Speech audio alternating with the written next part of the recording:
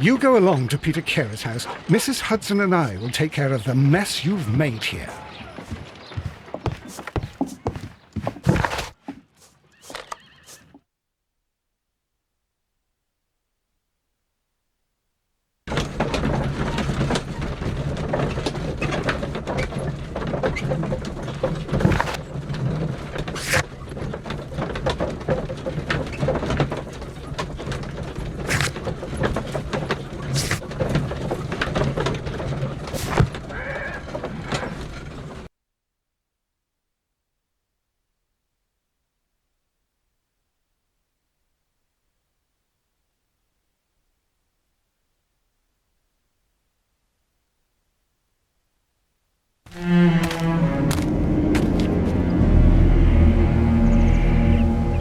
Mr. Holmes, I'm over here. Come on.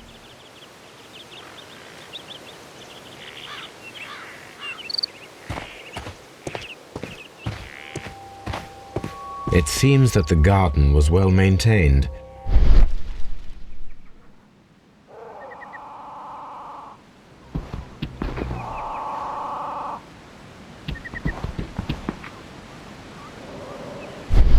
These footprints appear to be quite large.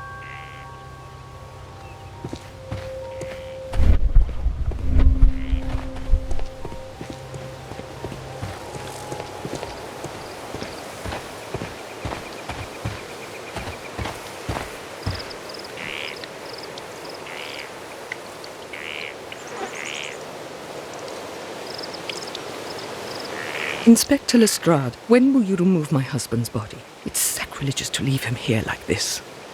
As soon as we can, Mrs. Carey, I assure you. Allow me to introduce you to Mr. Sherlock Holmes. He's a detective. No doubt you've heard of him.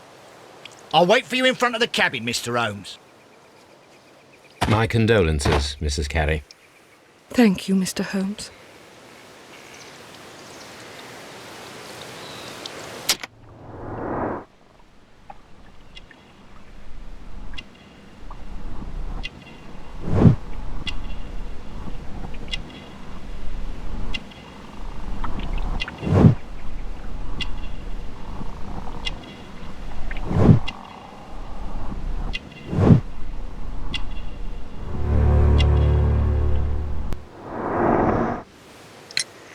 Madam, can you tell me if you saw or heard anything unusual upon the night of the murder?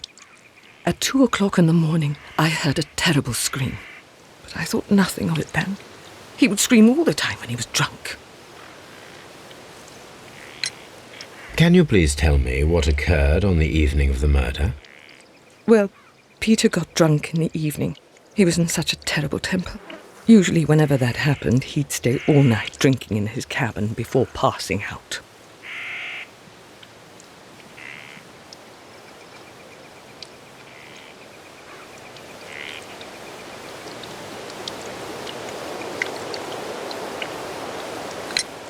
Do you remember at what time you found your husband's body?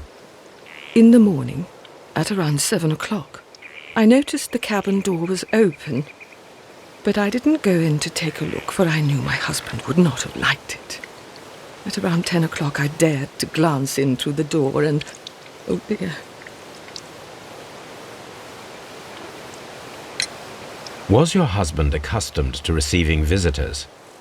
Oh no, I don't think so. I mean, he didn't really have many friends. We lived quite an isolated life here, after his retirement.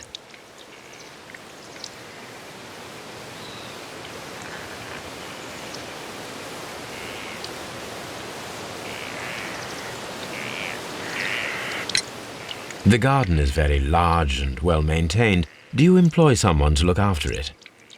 It is true, there is a lot of work, but my husband took care of it himself. You have indeed suffered a great loss, Mrs. Carey. Nevertheless, I believe it will be less of a burden for you soon. Yes, life with Peter was never easy, but he was still my husband. He was different, wasn't he, when you first met him upon your return from Plymouth? Yes, Mr. Holmes. Oh my goodness, but how do you know about that?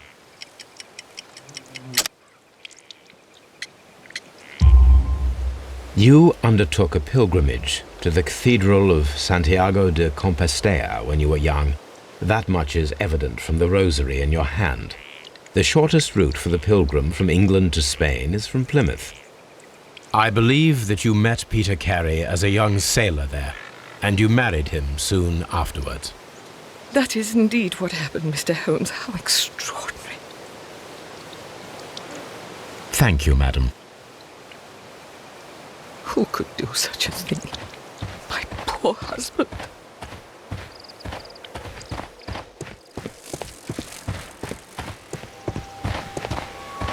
Peter Carey's body is inside the cabin. We took care not to touch anything.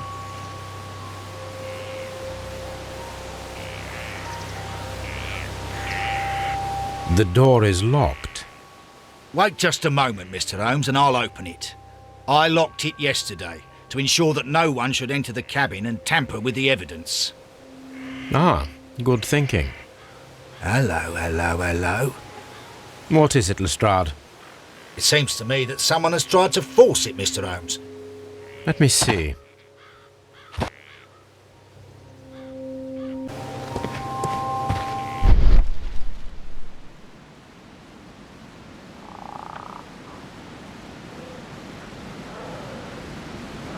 These scratches are fresh.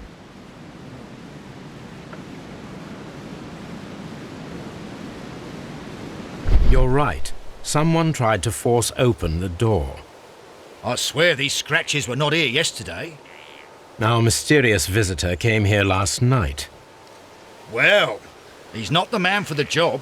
This lock is not a difficult one. Perhaps he did not have the right tool.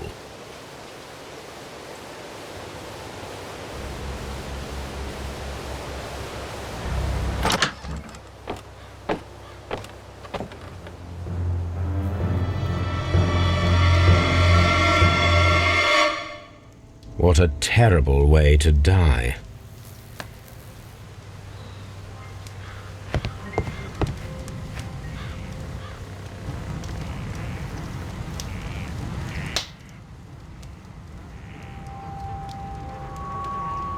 The weapon fully penetrated the body.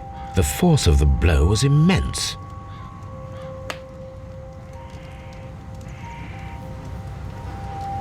Peter Carey was fully dressed. He was not caught by surprise. It is possible that he knew his murderer.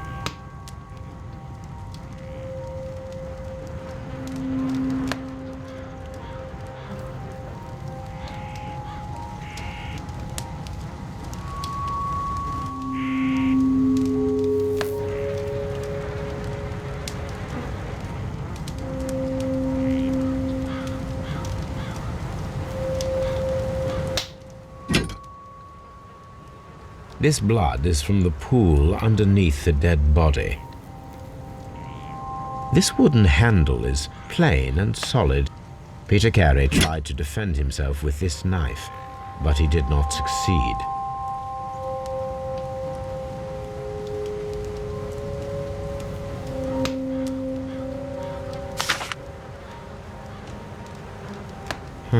The pattern of the blood stain indicates that the notebook was not lying on the floor prior to the crime, but it was dropped into the pool of blood after the death of Peter Carey. JHN are probably the initials of the owner of this notebook. These abbreviations mean something, but what?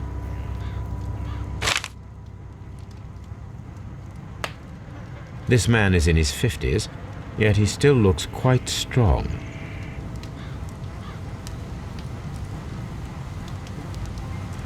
Peter Carey was impaled to the wall by a whaling harpoon.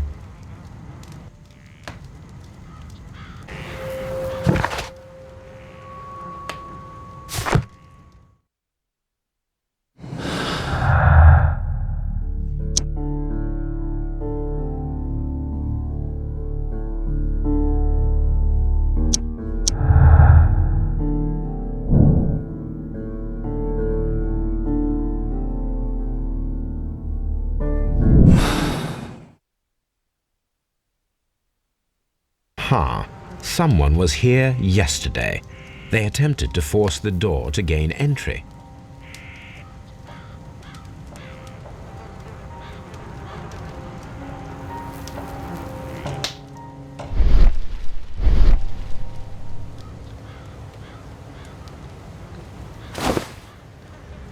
The initials PC have been crudely burned. A sailor's work.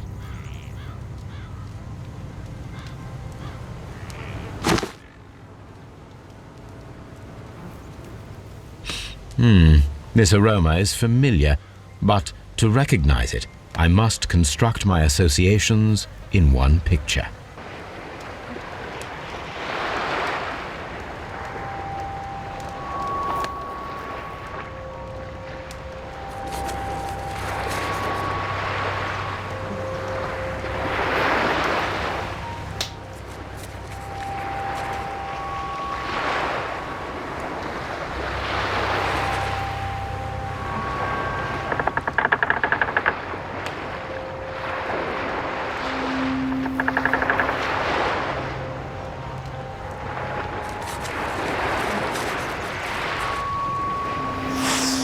Yes, this is a coarse tobacco, quite strong and very popular among sailors.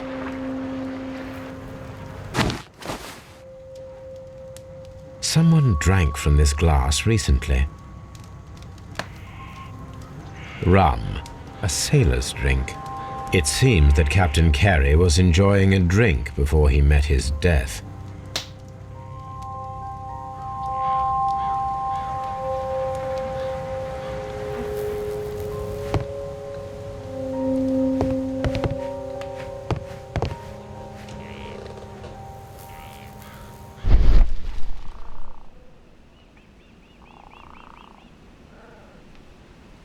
This place is not covered with dust, like the rest of the shelf. An object was taken from here. It was larger than a book, a box or a small chest, perhaps.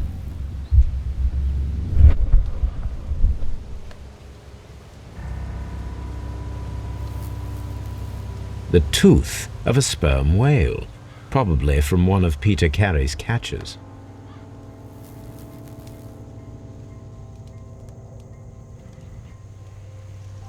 Hammerfest.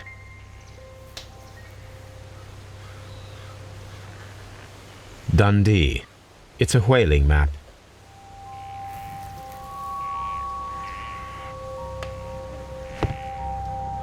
The ship's logs of the Sea Unicorn for the years 1878 to 1884. Peter Carey was her captain. The murder weapon was probably taken from this rack.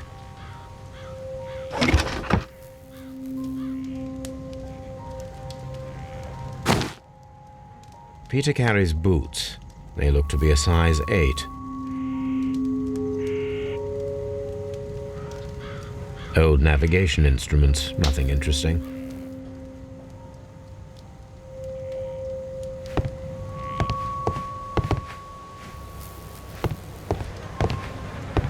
The Sea Unicorn. She was the ship that Peter Carey commanded.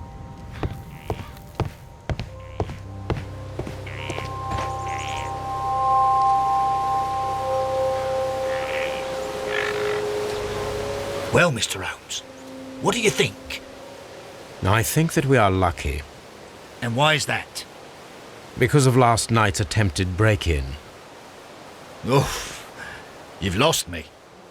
It is very probable that whoever came here hoped to find the door open. They tried to force it with a knife blade, but they failed. What will they do? Why, return tonight, when they will be better prepared. Aha! So what do you propose? We shall remain on the outside, near the window, where we stand the best chance of catching sight of our visitor. Well, gentlemen, ready your pistols. We have a long night ahead of us.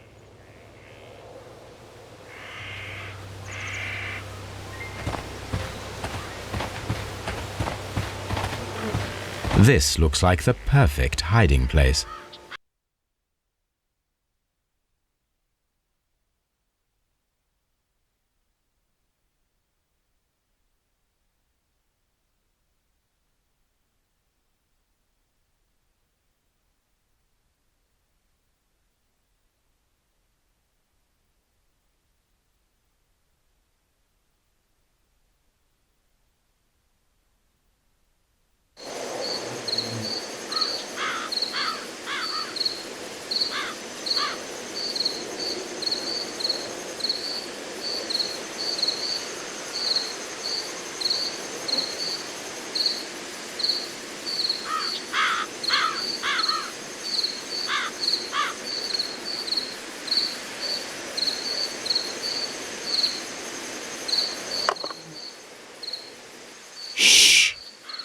Did you hear that?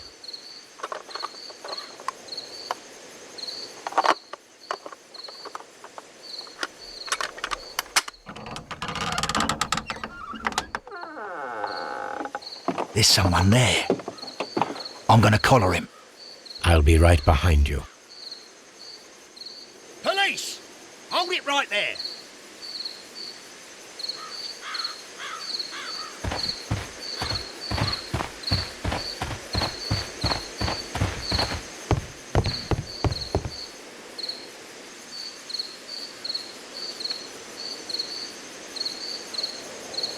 All right, my fine fellow. Who are you and what are you doing here? You're detectives, I suppose. You imagine that I'm connected with the death of Captain Carey. I assure you I'm innocent. Innocent? Then what are you doing in his cabin? Shall I tell you? You came to retrieve what you had lost after killing Peter Carey, but we were here waiting for you. What is your name? John Hopley Nelligan, but I didn't... Do you deny that you came here yesterday? No, but yes, it's just that I couldn't... I'm tired of this. Off we go to the yard. Tomorrow, I'll see that you're put in front of the judge. What? But you can't! I'm not... It's a terrible mistake! Enough! You can explain all of that to the judge. You're coming with me to the yard. But... In light of recent events, it seems evident that your coming here was unnecessary. All the same, I'm very grateful to you, Mr. Holmes. You are welcome, Inspector, but please don't be too hard on our young fellow. I would like to question him tomorrow morning.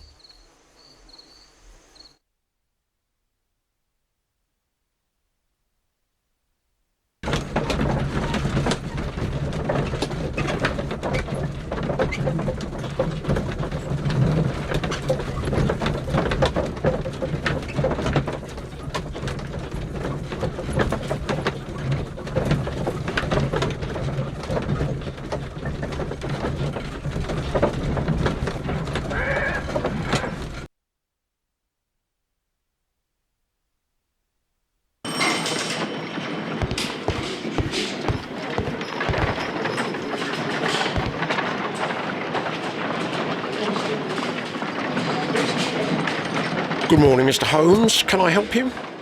Good morning, Constable. I would like to speak to the fellow who was arrested at Woodman's Lee last night. Ah, the young man. He's waiting in the interrogation room. You can go straight through. His belongings are held in the evidence room. Thank you.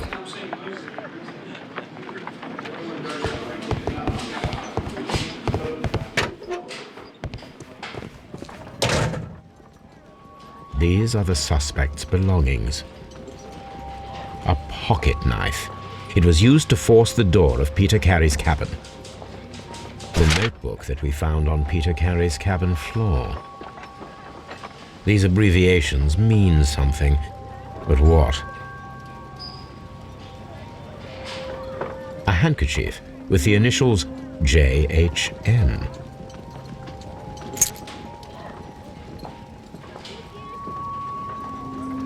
From R. Dawson. To my friend and partner, 1883. Dawson. I've seen this name before. Perhaps my archive holds the answer.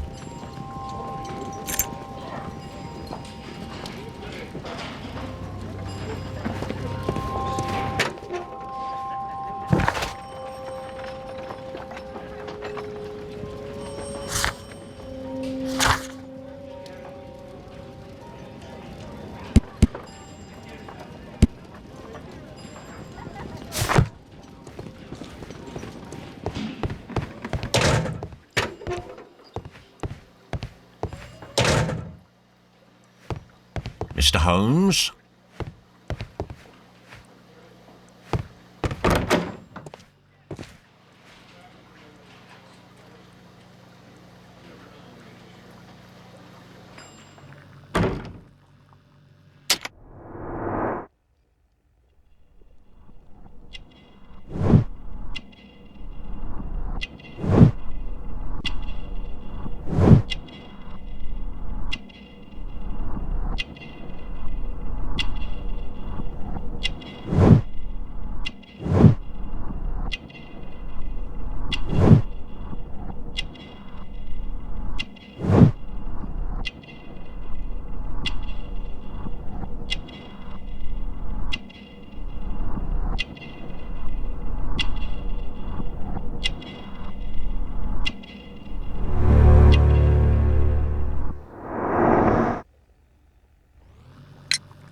Does this notebook belong to you?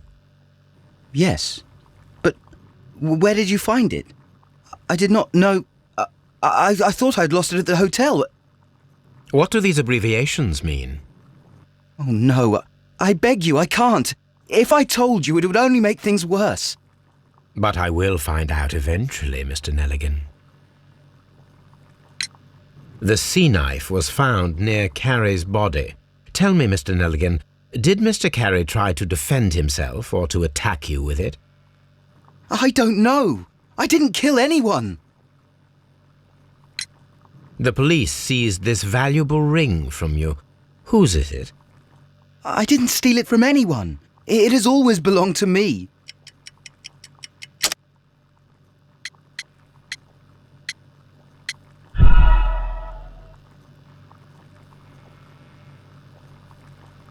The police seized... I didn't steal it from anyone. It has always belonged to me. The ring's date of engraving is many years ago. You would have been a child then, hardly in any position to receive such an item from a partner. So, Mr. Nelligan, who is the true owner of the ring? The ring is mine. No, Mr. Nelligan. I believe that the ring had belonged to your father. Oh, but how do you know? The jacket you are wearing is made of an expensive fabric that only a man of exceptional wealth could afford. You do not seem to me to be a rich man, Mr. Nelligan. Furthermore, the garment is ill-fitting. It is quite clear that it belonged to someone else, most probably your father. With your father gone and taking with him the family's wealth, as a little boy you had to find yourself a manual job, and it was most probably cleaning fish. You cut your hands often while working. I can tell from the scars. I'm speechless, Mr. Holmes. It all happened exactly as you say. Well, I will see you soon, young man.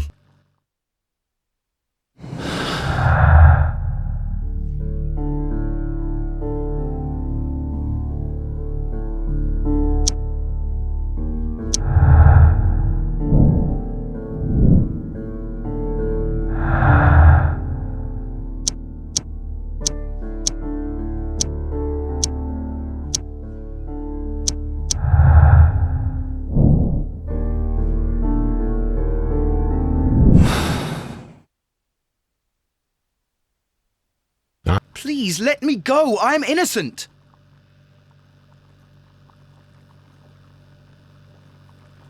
What am I doing here? I've done nothing wrong.